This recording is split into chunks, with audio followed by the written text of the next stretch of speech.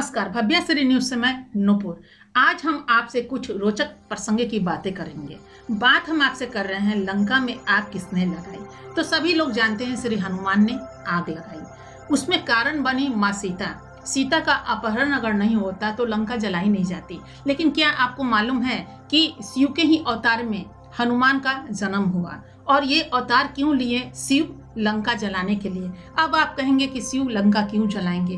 तो ये चीज है कि किसी से कोई चीज हड़पना नहीं चाहिए, जबरदस्ती लेना नहीं चाहिए। क्योंकि लिखा गया है कि भाग से ज्यादा और समय से पहले ना आपको कुछ मिला है ना कुछ मिलेगा। लेकिन कभी भी किसी से जीत जबरदस्ती मत कीजिए। जो आपको मिला उसी में खुश रहिए, संतुष्ट रहिए। तो इसके एवज में एक युक्ति हम आपको और बता देते हैं। लोग कहते हैं कर्म किए जा, फल की इच्छा मत करे इंसान, जैसा कर्म करेगा वैसा फल देंगे भगवान। और ये गीता में लिखा है। ये ज्ञान जो है श्री कृष्ण की कही हुई उक्ति है। तो चलिए इससे हम थोड़ा आगे बढ़ते हैं और आपको बताते हैं कि मालूम है आपको माँ पार्वती हिमालय पे ही रहती हैं, क्योंकि शिव की पत्नी है। और हिमालय पे कोई ऐसा भवन नहीं है, वो खुले में ही रहती हैं, पर्वतों पे रहती है। पर्वत की महारानी और महाराजा, यानी कि वो तो सब देवों के देव तुम ही हो, हर हर हर महादेव कहा जाता है। तो महादेव कोई बंगला में नहीं रहते, वो तो पर्वत पे रहते हैं और वो नशे में रहते हैं। उनकी जो भी चीजें हैं वो हम लोग उनको चढ़ाते हैं। लेकिन उनका गुस्सा, उनका प्यार की भी कोई सीमा नहीं है। यानी प्यार में भी वो बहुत ही जल्द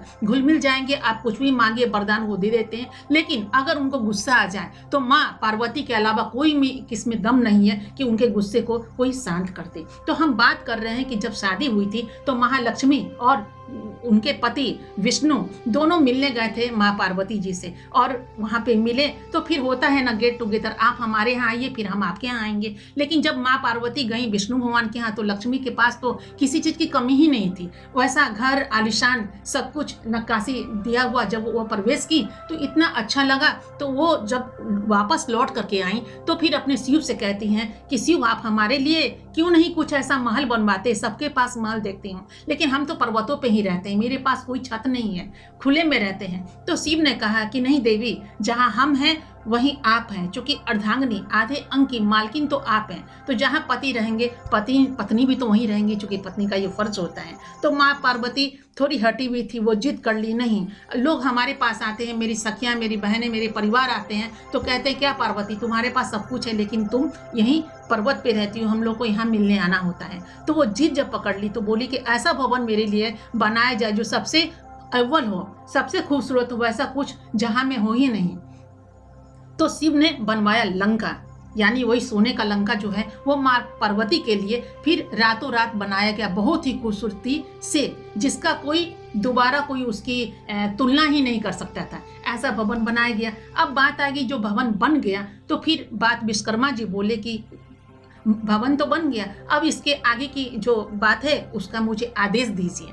तो शिव बोले कि अब तो एक बहुत बड़ा महापूजा होना चाहिए, क्योंकि बगैर गृह प्रवेश के लिए तो पूजा होता ही होता है। तो वो बोले कि कुछ ऐसा पंडित को ढूंढिए जो इसका पूजा कराए। तो फिर पंडित किसे ढूंढा जाए? तो सबसे विद्वता में अगर पंडित किसी को माना गया है तो वो है रावण। तो रावण को आमंत्रित किया गया था पूजा कराने के लिए और कहा गया था गृह प्रवेश के लिए आपको पूजा कराना है। अब सारे देवी देवताओं को वहां बुलाया गया, सभी लोग आए वहां पे। सभी लोग देख करके वाह वाह कर रहे थे कि क्या महल बना है, क्योंकि नेचुरली ये सोने का महल था, तरासा हुआ, क्या बात है।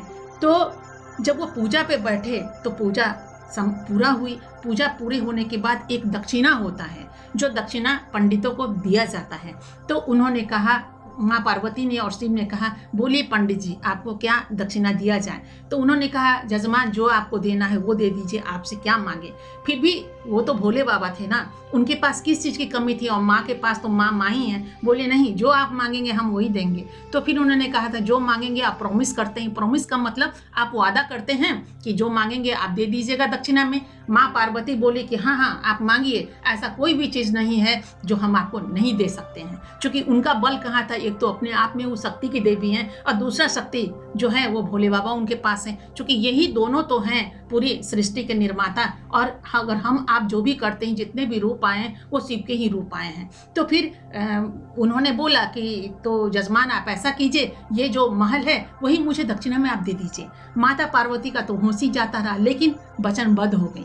कहते हैं ना कि जब वचन निकल जाता है, चूंकि मुंह से निकला हुआ वचन और तलवार दोनों बराबर होता है, तो फिर उस चीज़ों को वो मुकरती कैसे। फिर उन्होंने दक्षिणा में दे दिया। मन ही मन भोले बाबा मुस्कुरा गए, लेकिन भोले बाबा को यह आक्रोश भी हुआ कि मैंने अपनी पत्नी के लिए बनवाया था वो ये ब्राह्मण मांग लिया, और बात यहीं खत्म हो गई। वहाँ से वो लोग पूजा करके फिर वहीं पे कैलाश पर्वत पे आ गए, और फिर उन्होंने कहा कि देवी समझ गए ना कि भाग्य में आपके नहीं था, भाग्य में बस यही है, जहां हम हैं वही आप हैं। माँ को तो गुस्सा आया ही आया। फिर ये रचा गया खेल कि आखिर वो हमसे छीना, और भोले बाबा में ये गुस्सा था कि छीना क्यों गया। तब फिर वो बोले कि माते देवी तुम गुस्सा मत करो, जो तुमसे छीना गया, जो तुम्हारे हक का था, वो किसी ने छल परपंच करके तुमसे छीना। क्योंकि ये कहीं का भी रिवाज नहीं है कि आप जिस चीज़ के लिए जाएं उस चीज़ों को आप मांग लें। तो फिर उन्होंने ही हनुमान के अवतार में इस धरती पे जन्म लिए, और फिर ये कहानी आगे बढ़ती हैं तो सीता माँ के रूप में माँ पार्वती का अवतार हुआ सीता के रूप में, और फिर सीता का अपहरण हुआ। तो वो सीता नहीं थी, क्योंकि पहले ही उनको धरती में समा दिया गया था, और ये सीता के रूप में दूसरी सीता थी जिनका अपहरण हुआ, और अपहरण का एक कारण बना, और हनुमान गए और लंका में आग लगा दिए, और लंका में आग लगेगी। ये हमारी कहानी थी। क्योंकि सभी लोग कहते हैं लंका में आग किसने लगाया, तो हनुमान ने लगाया नहीं, लंका में आग तो भोले बाबा ही लगवाए, शिव का लगा हुआ है। क्योंकि वो लंका जो था वो शिव और पार्वती का था, यानी माँ पार्वती के लिए वो लंका बनाया गया था। तो ये थी रोचकता की बात, शायद आपको पसंद आया होगा। धन्यवाद।